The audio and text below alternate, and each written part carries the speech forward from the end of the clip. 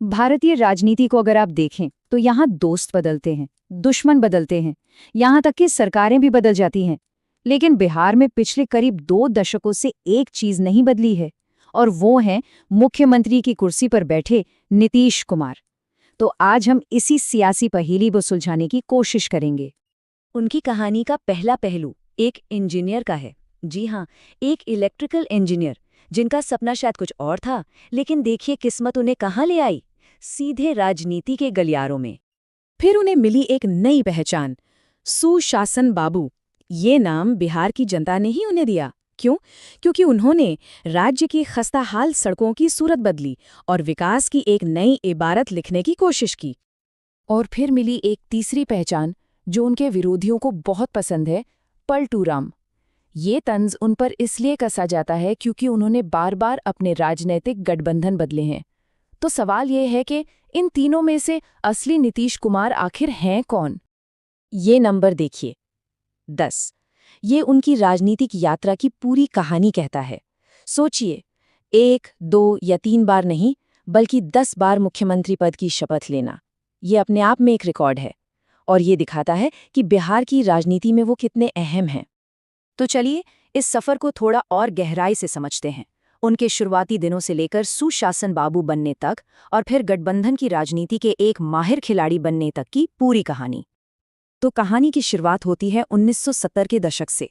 ये वो दौर था जब जेपी आंदोलन की आग पूरे देश में फैल रही थी, और इसी आग में तपकर एक इंजीनियर एक नेता के तौर पर उभर रहा था। नीतीश कुमार ने इंजीनियरिंग की पढ़ाई तो पूरी की, लेकिन 1974 के जेपी आंदोलन ने उनकी जिंदगी की दिशा ही मोड़ दी।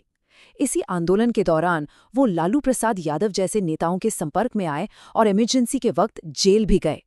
हालांकि बाद में उन्होंने अपनी एक अलग राह चुनी और 1994 में जॉर्ज फर्नांडिस के साथ मिलकर समता पार्टी बनाई। इसके बाद वो केंद्र की राजनीति में भी सक्रिय हुए और रेल और कृषि मंत्री जैसे अहम पद संभाले। गैसल ट्रेन हादसे के बाद उन्होंने जो कदम उठाया उसने उनकी शुरुआती छवि को बहुत मजबूती दी।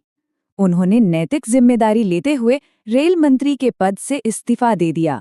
इस एक कदम ने उन्हें एक सिद्धांतवादी और जवाबदेह नेता के तौर पर स्थापित कर दिया। और फिर आया साल 2005। ये साल बिहार की राजनीति के लिए एक टर्निंग पॉइंट था। बीजेपी के साथ गठबंधन करके उन्होंने आरजेडी के 15 साल के शासन को खत्म कर दिया। सत्ता में आते ही उन्होंने सबसे पहले जंगल राज की छवि को बदलने पर काम किया। क्राइम कंट्रोल पर फोकस किया, सड़कों का जाल बिछाया और गांव-गांव तक बिजली पहुंचाई।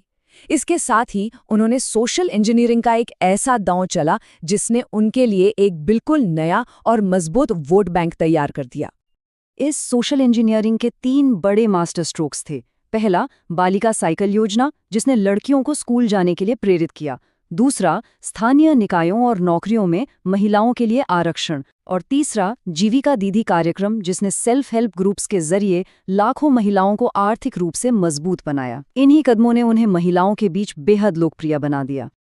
लेकिन 2013 के बाद कहानी में एक बहुत बड़ा ट्विस्ट आया।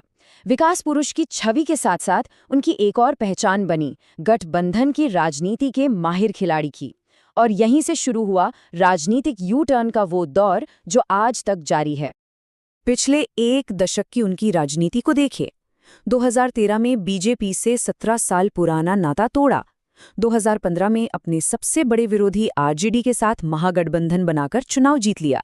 फिर 2017 में उसे छोड़कर वापस बीजेपी के साथ आ गए। 2022 में फिर बीजेपी को छोड़ा और आरजेडी से हाथ मिला लिया, और 2024 में एक बार फिर पाला बदलकर एनडीए में लौट आए।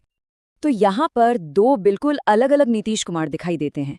एक तरफ हैं सुशासन बाबू, जो विकास की बात करते हैं, सोशल इंजीनियरिंग की बात करते हैं, और दूसरी तरफ है राजनीति के चाणक्य, जिनका एकमात्र लक्ष्य किसी भी कीमत पर सत्ता में बने रहना है, और जिन्हें उनके आलोचक पलटूराम कहते हैं। और मजे की बात यह है कि ये दोनों पहचानें एक ही व्यक्ति की हैं। इन सब के बीच उन्होंने 2 बड़े राजनीतिक दांव भी खेले। पहला था पूरे राज्य में शराबबंदी का फैसला।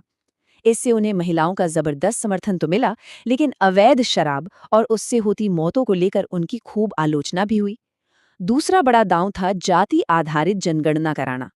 ये मंडल की राजनीति को एक नया रूप देने और पिछड़े वर्गों के वोट बैंक पर अपनी पकड़ मजबूत करने की एक बहुत बड़ी कोशिश थी। तो हम घूम फिरकर वापस उसी सवाल पर आ जाते हैं। नीतीश कुमार असल में है कौन? एक विकास पुरुष या सिर्फ सत्ता में बने रहने के लिए राजनीति करने वाले एक माहिर खिलाड़ी? सच शायद इन दोनों के कहीं बीच में छिपा है। बिहार में बहार है, नीतीश कुमार है। ये नारा दिखाता है कि उनके समर्थक उन्हें किस नज़र से देखते हैं। उनके लिए नीतीश कुमार ही बिहार की प्रगति और समृद्धि का दूसरा नाम है। चाहे उनकी तारीफ हो या आलोचना, एक बात तो माननी पड़ेगी।